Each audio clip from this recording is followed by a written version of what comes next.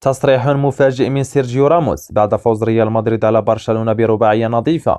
ولكن قبل البداية مشاهدينا الكرام، إذا كنتم من عشاق ريال مدريد فلا تبخلوا علينا بالاشتراك في القناة لتتوصلوا بكل جديد وأخبار كرة القدم. فهيا بنا الآن إلى التفاصيل. نجح الميرينغي في قمة الكلاسيكو وداخل ملعب كامب نو بتسجيل 4 أهداف، حيث سجل كريم بنزيما هاتريك، والهدف الرابع سجله البرازيلي فينيسيوس جونيور. وانتهت المقابلة ب4 أهداف لهدف واحد بمجموع مباراة الذهاب والإياب.